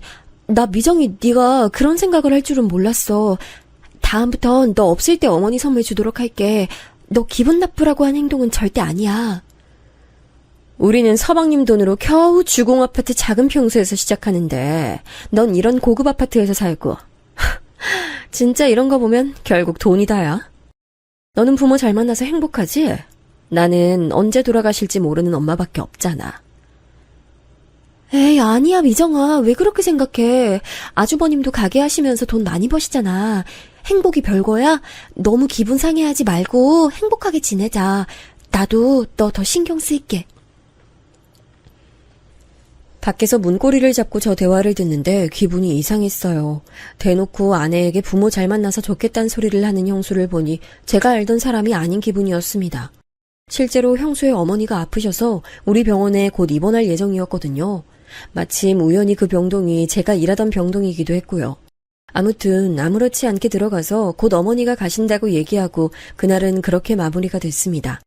저는 속으로 의아하다고 생각했지만 그냥 그렇게 얘기가 끝날 줄 알았어요. 하지만 그것은 제 착각이었습니다. 오히려 시간이 지날수록 형수는 아내에게 대놓고 불만 아닌 불만을 표출하기 시작했어요. 그리고 그건 아이를 낳고 더 심해졌습니다. 형수가 결혼하고 아이를 좀 늦게 가지긴 했어요. 형 부부는 결혼하고 바로 아이를 낳고 싶어 했죠. 그런데 듣기론 형수 몸 상태가 그리 좋지 않다 하더라고요. 병원에서 검사도 받고 그러더니 자연 임신은 불가하다고 소리를 들었다고 합니다. 그래서 시험관을 통해 아이를 가지게 됐어요. 옆에서 보며 형수가 고생을 많이 한 걸 저도 알았어요. 그래서 아이를 가졌다고 했을 때 얼마나 기뻤는지 모릅니다. 반대로 우리 부부에게 아이는 빨리 찾아왔어요. 원래도 아이가 생기면 바로 낳자고 했는데 생각보다 바로 생겼어요. 그런데 아이가 생기자 아내가 조금 곤란해하는 모습이 보이더라고요. 미정이가 시험관을 몇 번이나 하고 아이가 생겼잖아. 근데 우리는 바로 자연임신이라 조금 눈치 보여. 그쪽 사정은 안타깝지만 그래도 아이를 가졌으니까 눈치 볼 건 없어. 우리가 한 달 차이지만 더 늦게 생기기도 했으니까 순서도 괜찮잖아. 아이 가지는 걸로 미정이가 마음고생을 많이 해서 우리 아이 생긴 거 조금 늦게 말하자. 내가 조심스러워서 그래. 아내 말대로 우리 부부는 아이가 생기고 안정기에 들어간 후에 말하게 됐어요. 형수는 안 그래도 원래 예민한 구석이 많았는데 임신 이후로는 더욱 심해졌거든요. 만약 아내의 임신 사실을 알면 예민함이 폭발할까 두려웠죠. 그리고 중반기에 들어가고 우리 부부도 조심스럽게 임신을 알렸습니다. 그런데 형수 표정이 너무 안 좋았어요. 급기야 갑자기 눈물을 보이더라고요. 자연 임신이라니 부럽다. 나연아, 진짜 근데 좀 너무하네. 우리가 그렇게 병원 다니면서 고생하는 거 봤으면 시기를 미룰 수도 있었잖아. 형수님, 그게 무슨 말씀이세요? 아이 갖는 시기를 일부러 미룰 수는 없죠. 저는 오히려 같이 생겨서 다행이라고 생각했어요. 같이 키우면 되잖아요. 제가 임신해서 그런가 예민해서 그렇게 생각할 수 있는데 기분이 좋진 않아요. 저 오늘은 이만 일어날게요. 어머님, 나중에 연락드릴게요. 죄송해요. 형수는 아내의 임신 소식에 눈물을 흘리며 급기야 자리에서 일어났어요. 그 자리에 있는 모두가 당황했죠. 사실 저는 저 때는 형수가 왜 저러는지 이유 자체를 몰랐어요. 나중에 아내가 형수는 어릴 때부터 유독 자기한테 예민했다고 하더라고요. 심지어 대학에 갈 때도 아내와 같은 고등학교에 다녔다고 했잖아요. 아내는 장학금 받고 들어갔다고 해요. 그때도 형수는 자기는 형편도 어려운데 장학금을 받지 못했다고 복도에서 울었다고 합니다. 대학에 가서도 아내는 워낙 공부를 잘해서 성적 장학금을 받은 적이 꽤 있었다고 해요. 그럴 때도 자기는 형편이 어려워 공부할 시간이 없다고 엉엉 울어 당황했다고 합니다. 이런 식으로 형수는 아내에게 늘 질투를 해왔더라고요. 당신은 형수가 저럴 때마다 당황스럽지 않아? 나는 저런 사람인 줄은 전혀 몰랐어. 어렸을 때부터 그런 거면 당신도 고생 꽤 했겠다. 그런데 미정이가 가정 환경이 실제로 안 좋기도 했고, 그냥 난 원래 사람 잘 안 미워하잖아. 그런 사람도 있구나 싶었지. 어차피 내 인생은 바뀌지 않으니까. 나는 당신 그런 모습이 참 좋아. 어떻게 그렇게 대인배야? 태어날 우리 아이들도 당신 닮았으면 좋겠다. 저는 진심으로 제 자식들이 아내의 성품을 담길 원했어요. 그리고 마침내 형수도 출산하고 우리 아내도 출산했습니다. 시조카도 우리 아이도 둘 다 딸이었어요. 저와 형이 둘 다 남자라 어머니는 공주들을 많이 좋아하셨어요. 그런데 아이를 낳고 형수의 질투는 더 심해졌습니다. 나연이 너 그 조리원 내가 듣기로 1,000만 원 넘던데 맞지? 서방님이 돈 내주셨어요? 의사라서 역시 다르구나. 아이 낳으면 몸 회복하는 게 힘들다고 하더라고요. 동료한테 들었더니 조리는 확실히 하는 게 좋다고 해서요. 미정이 너가 있던 조리원도 지역에서 유명한 곳이잖아. 그리고 내가 거기 알아봤는데 이미 예약 다 차서 여기로 한 거야. 그래? 근데 너 아기 옷도 그렇고 유모차도 그렇고 다 명품이네. 부럽다. 우리 애는 형편이 너희처럼 좋지 않아서. 아이한테 너무 미안하다. 미정아, 왜 울고 그래? 아니야, 이게 뭐가 중요해. 사랑을 많이 주면 되잖아. 이런 용품이 그렇게 중요한 건 아니잖아. 중요한 게 아니면 그 유모차 나 주면 안 돼? 어차피 너희는 하나 더 사도 가게에 아무 문제 없잖아. 형수님, 아니 이런 식으로 만나면 형수는 대놓고 우리 부부를 부러워했어요. 실제로 전날 아내는 있는 사람이 베풀자며 유모차를 형수에게 주고 왔죠. 제가 아는 것만 해도 유모차, 아기 옷들이 꽤 많습니다. 아마 저 모르게 가져간 것들까지 합하면 더 많겠죠? 이런 일들이 지속되니 저는 형수와 형을 만나는 게 점점 불편해졌습니다. 그런데 이런 말을 하면 아내는 그냥 우리가 참자고 있어요. 어차피 나는 미정이가 저렇게 나오는 거 익숙해. 우리 관계 때문에 당신이 아주버님하고 만나는 게 불편해지면 난 그게 더 불편해. 그냥 신경 쓰지 말고 내가 행동 제대로 할 테니까 너무 깊게 생각하지 마. 실제로 저는 형수가 불편했던 거지 형하고는 사이가 매우 좋았어요. 그래서 형만 따로 보는 날도 적지 않았죠. 아내가 결혼 전에는 나도 몰랐는데 생각보다 사치가 좀 있는 것 같아. 자꾸 집에 와서도 너랑 재수 씨 얘기를 종일 해. 나도 처음엔 맞장구 쳤는데 시간이 지날수록 힘들더라. 듣기 좋은 소리도 한두 번이지. 여자들끼리 문제니까 우리가 또 막 나설 순 없어. 그냥 나도 불편한데 아내가 괜찮다고 하니까 어쩔 수 없네. 우린 어머니나 잘 챙기자. 하지만 신경을 쓰고 싶지 않아도 아이들이 크면서 형수 태도는 더 심해졌습니다. 앞서 말했듯 형수는 집안 형편이 좋지 않았어요. 아픈 사돈어른은 우리 병원에 입원하셨죠. 반면 장인어른과 장모님은 평소 건강관리를 정말 열심히 하셨어요. 그래서 건강 문제는 전혀 없었습니다. 오히려 우리 부부에게 지원을 많이 해주셨습니다. 저나 아내가 자랑하는 성격이 아니라 막 티를 내고 그러진 않았어요. 그런데 만날 때마다 아무래도 얘기하고 있는 게 있으니 형수의 질투심을 자극했던 것 같아요. 둘째 가졌다며? 그래, 한 명만 있으면 외로울 수도 있지. 너무 축하해. 건강하게 잘 나았으면 좋겠다. 네, 아내가 본인이 외동이라 외로웠다고 한 명 더 낳자고 해서요. 저도 형 있어서 좋았으니까 좋은 결정이라고 생각해요. 어머니와 저런 대화를 했는데 형수가 옆에 있었나 봐요. 나중에 아내에게 전화가 오더라고요. 아니야, 그건 오해야. 우리가 뭐 다정이 불쌍하다고 생각하겠어? 그냥 우리 민지가 외로울까봐 그런 거야. 내가 외동이잖아. 그래. 마음 상했으면 미안해. 왜? 형수가 또 뭐라고 했어? 당신하고 어머님이 외동은 외롭다고 했잖아. 자기 딸 다정이는 그럼 뭐가 되냐고 하더라고. 나도 이젠 모르겠다. 처음엔 참았는데 점점 지치네. 형수 저런 성격이 원래 그랬다고 해도 시간이 지날수록 더 그러잖아. 이제 우리 진지하게 거리를 두는 게 맞는 것 같아. 실제로 첫째가 유치원에 들어갈 나이가 됐을 때 형수는 더 대놓고 질투하기 시작했어요. 아내와 저는 아이 교육에 대해서도 생각이 많았거든요. 그래서 영어 유치원을 보내려고 했어요. 저도 아내도 일하는 사람이니 벌이가 충분히 되기도 했고요. 그런데 형은 가게가 매출이 잘 나오지 않았습니다.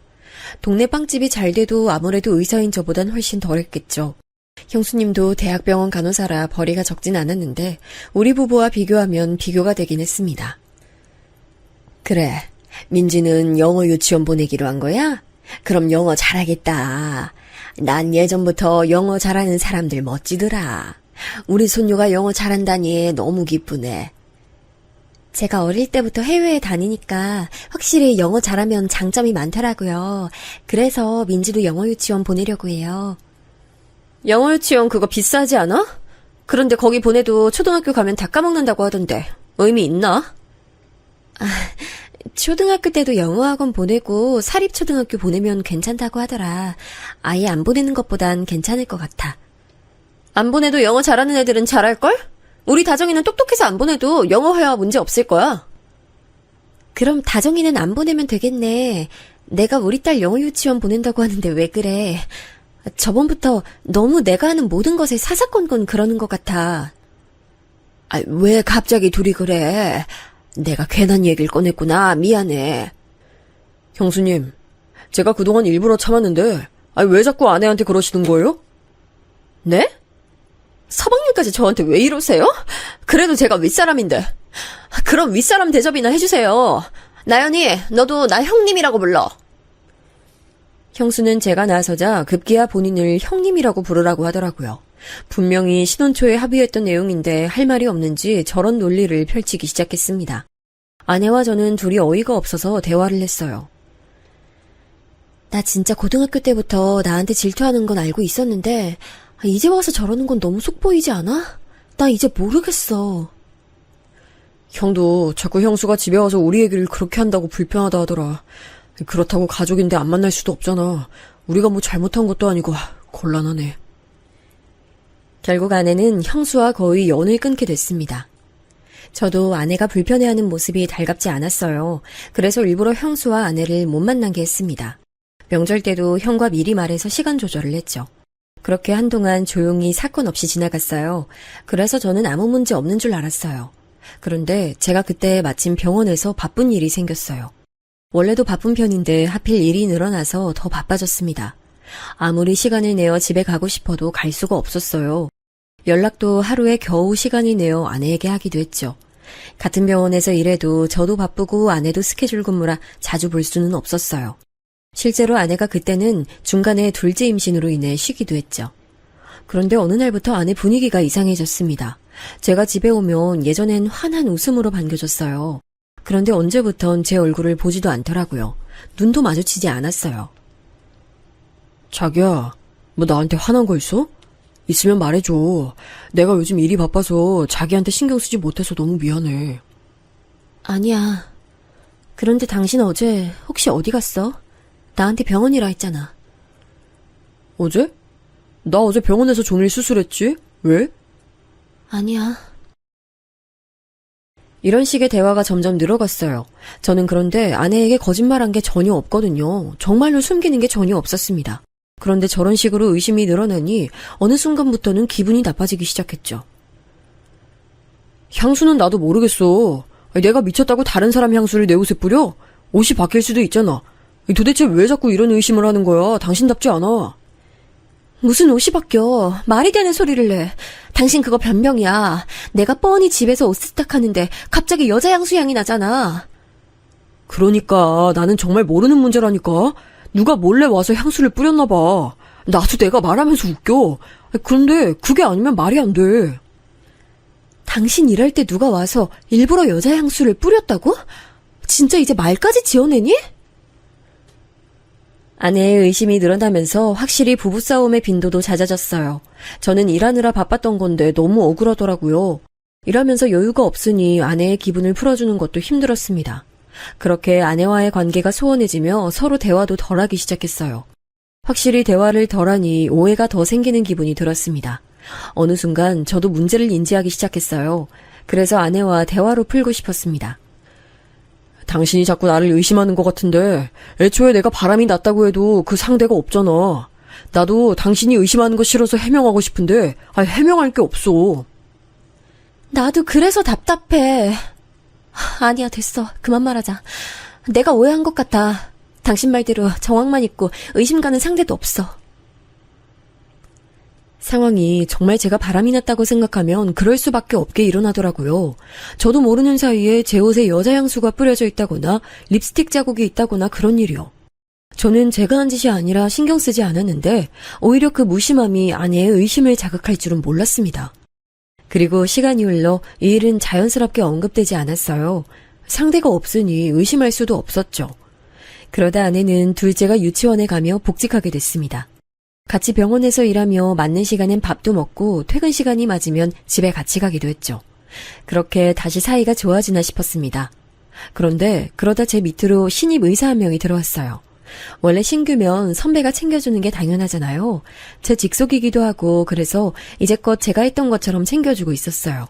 그러면서 아내에게 소개하기도 했죠. 아, 안녕하세요. 이번에 새로 오신 분이라고 말씀 많이 들었어요.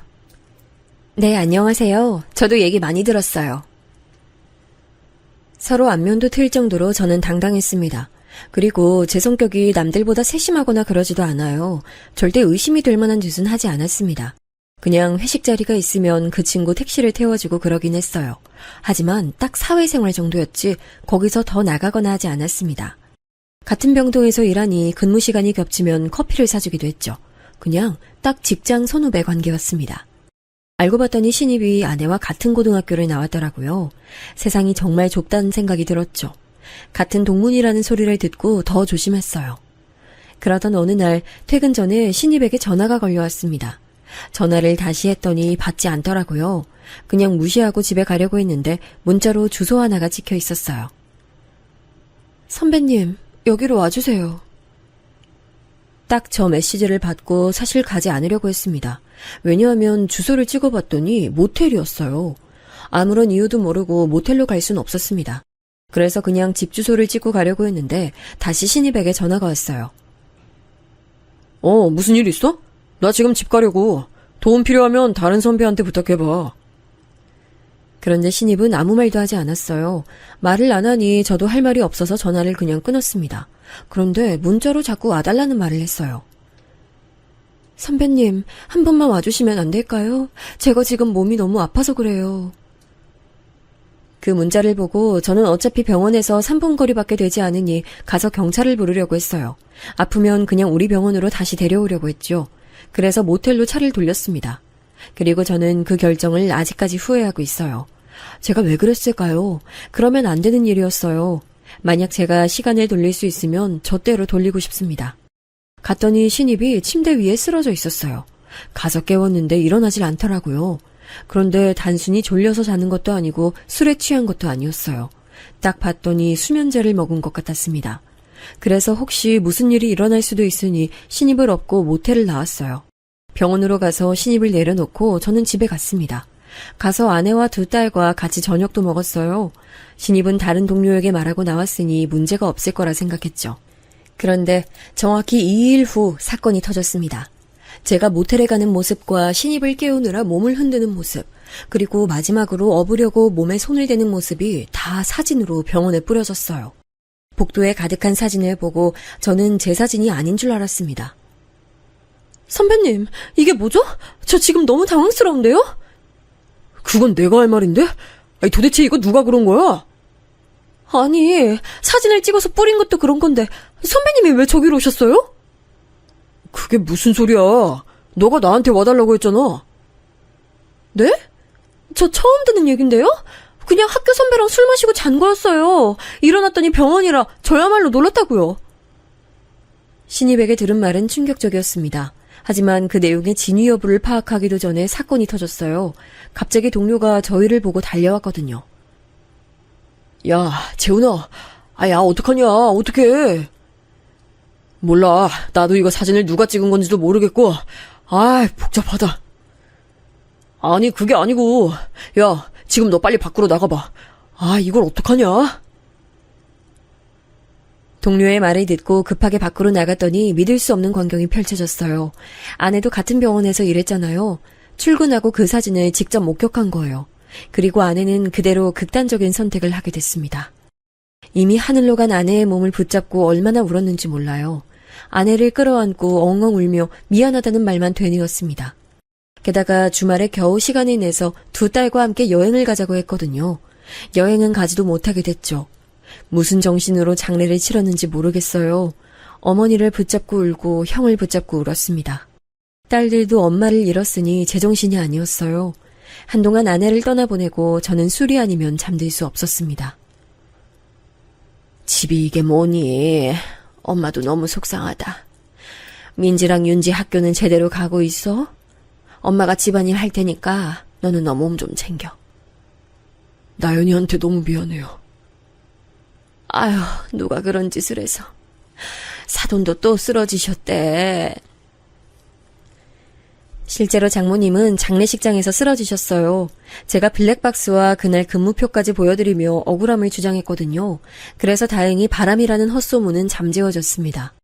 하지만 아무리 헛소문이 없어져도 아내는 살아 돌아오지 않았죠. 아내가 없다는 사실은 저를 너무 괴롭게 만들었습니다. 입맛이 없어 밥도 들어가지 않았어요.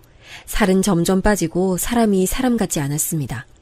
그렇게 몇 주의 시간이 지나고 형이 저를 불렀어요. 그리고 충격적인 소식을 듣게 됐습니다.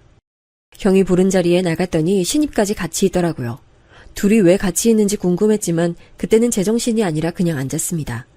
둘은 계속 제 눈치를 보더니 말을 꺼냈어요. 재훈아, 놀라지 말고 잘 들어. 내가 대신 미안하다. 너 그 헛소문 네 형수가 낸 거야. 제가 나연 선배 그렇게 돌아가시고 곰곰이 생각했는데 아무리 생각해도 미정 선배가 의심됐어요. 저도 너무 억울하기도 했고 그래서 알아봤는데 이거 미정 선배 짓이에요. 지금 그게 무슨 말이야? 똑바로 알아듣게 얘기해. 저 그날 미정 선배랑 오랜만에 만나서 저녁 먹었거든요. 원래도 뭐 나연 선배나 미정 선배 만나서 밥 많이 먹으니까 아무런 의심이 없었죠. 그런데 중간부터 기억이 없어요. 수면제를 제가 마시던 술에 탄 것 같아요. 그리고 집에서 카메라를 발견했어. 우리 집엔 이런 카메라가 없거든. 아무리 봐도 이건 네 형수가 꾸민 일이야. 그리고 어느 순간부터 나연 선배가 자꾸 저한테 선배랑 저랑 무슨 일이 있냐고 물어봤어요. 저는 그냥 직장 선후배 사이라고 했는데 믿는 눈치가 아니었거든요. 이젠 이유를 알 것 같아요. 미정 선배가 중간에서 이간질한 거예요. 실제로 병원에서도 선배랑 저랑 같이 다니면 간호사들 눈길이 이상했거든요. 애초에 그렇게 소문을 냈으니까 그랬겠죠? 형과 후배의 말을 들으니 이제야 이해가 갔어요. 그러면서 저는 이 사건을 제대로 조사하기 시작했습니다. 아내와 저를 지키고 나아가 우리 두 딸까지 지켜야 했거든요. 그리고 나연 선배가 집도 잘 살고 워낙 사람이 성품이 좋잖아요. 그래서 간호사들이나 직원들 사이에서도 평이 좋았어요. 미정 선배는 반면에 예민하고 후배들 자주 괴롭히니까 소문 안 좋았죠. 그래서 저한테 사실 나연 선배 욕 많이 했어요. 후배가 아내와 형수와 같은 고등학교 출신이라고 했잖아요.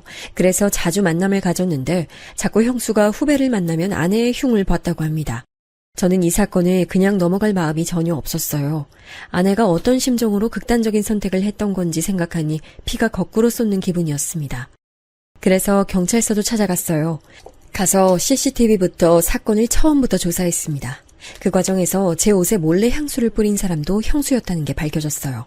저는 이 사실을 알고 형수에게 따지려다 일단 참았습니다. 작은 것부터 다 밝히면 형수에게 오히려 사실을 은폐할 기회를 주는 것 같았어요. 경찰 조사하며 알게 된 사실은 더 가관이었습니다. 아내에게 형수가 전화를 많이 했더라고요. 나중에 녹음된 걸 들어봤더니 웃기지도 않았습니다. 미정아, 너 이런 식으로 나한테 자꾸 내 남편 얘기하면 나 너무 곤란해. 나도 알아서 생각할게. 급한 일이라고 해서 받았더니 이러면 어떡해.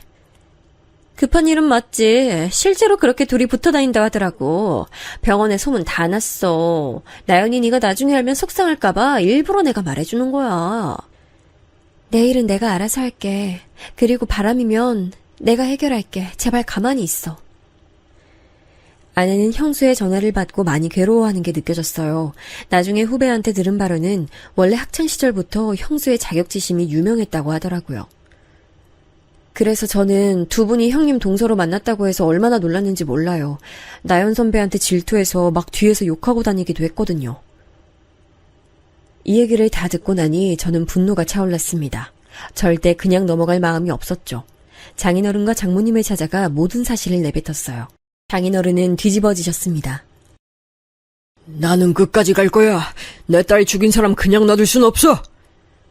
저도 끝까지 갈 겁니다. 형하고 이미 얘기 끝났어요. 이혼은 당연하고 그 이상의 복수를 할 거예요. 실제로 형은 이미 형수에게 질릴 대로 질린 상태였습니다. 형수가 집에 오면 그렇게 비교를 했다고 해요. 난 이제 더는 못 살겠어.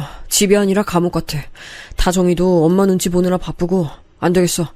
돈 못 번다는 소리도 계속하니까 자존감도 내려가고 막상 내가 빵집하며 버는 돈이 아내 월급의 2배는 되는데. 저는 모든 증거를 수집했어요. 형수는 꿈에도 모르고 하하오호 웃으며 행동하고 있었거든요. 그 얼굴을 보며 속으로 얼마나 이를 갈았는지 모릅니다. 그리고 마침내 후배와 형의 도움을 받아 모든 사건의 전말이 완성됐습니다.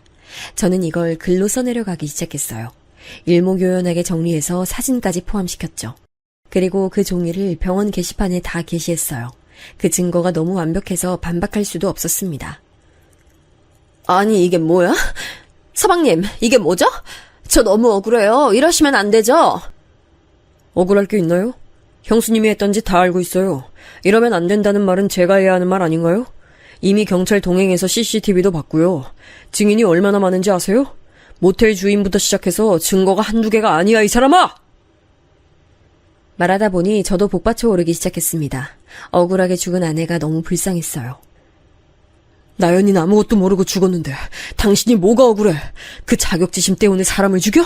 아무 사이도 아닌데 왜 지어내서 사람을 죽여? 바람? 당신이 수면제 가져가서 술에 탄 거 다 찍혔어. 발뺌하지 마! 실제로 그 장면은 다 사진으로 게시되어 있었어요. 형수가 간호사라 수면제를 구하는 것도 쉬웠거든요.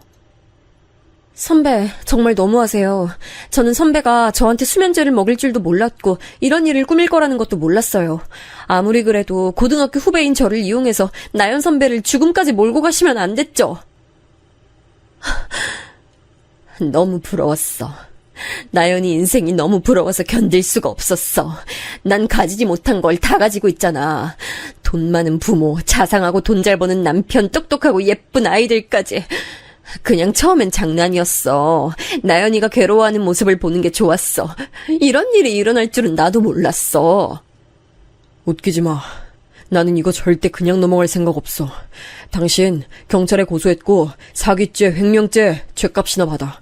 참고로 형도 이혼한다니까 이혼 소송까지 각오해. 그래서 실제로 형수는 재판 끝에 감옥에 가게 됐습니다. 낙인이 찍혀 당연히 병원에서 다시 일할 순 없을 거예요. 조카는 형이 키우기로 했어요. 재산 분할할 때도 형의 기여도가 커서 양육권을 포함해서 형은 잃을 게 없었습니다. 형수는 아픈 어머니가 병원에 있다고 했잖아요. 그 병원비도 형이 대신 내고 있더라고요. 이제 이혼했고 남이니까 신경 쓰지 않아도 되니 형은 오히려 홀가분하다고 했습니다. 감옥에 간 형수를 보고 이제 조금 마음이 괜찮아졌어요. 물론 진실을 모르고 세상을 떠난 아내를 생각하면 많이 아픕니다. 하늘에서라도 이 사건의 진실을 알면 얼마나 좋을까요? 저는 살면서 바람 피울 생각을 한 적이 없어요. 억울함에 한동안 잠도 자지 못했습니다. 그래도 직장부터 주변인까지 다 사실이 까발려졌으니 통쾌하기도 해요. 그 비싼 병원비 감옥에서 혼자 경제적 수입 없이 해결할 수 있을까요? 절대 못한다고 생각해요. 자격지심과 열등감에 사람을 죽음으로 몰고 갔으니 그 대가는 치러야죠. 내가 진짜 너무 잘못했어. 다시는 그러지 않을게. 서방님 죄송해요. 제가 잘못했어요. 한 번만 다시 생각해주세요. 제발요. 여보, 내가 미안해. 나한테 미안하다고 할 게 아니고 하늘에 있는 나연이한테 미안하다고 하세요. 나는 당신 죽을 때까지 용서 못하니까 그렇게 하라. 나도 당신하고는 더는 못 살아. 이제 당신이라는 사람한테 질릴 대로 질렸어. 감옥 가서 죗값 달게 받아. 이렇게 사건은 끝났습니다. 이 과정이 길고 또 길었어요. 중간에 너무 억울해서 머리가 빠지기도 했고 서러움에 목 놓아 운 날도 정말 많아요. 그래도 지금은 어느 정도는 마음이 괜찮아져서 두 딸과 아내 얘기도 많이 하고 있습니다. 아내가 하늘에서는 부디 속상함 없이 잘 살길 진심으로 바라요. 제 사연 들어주셔서 감사합니다.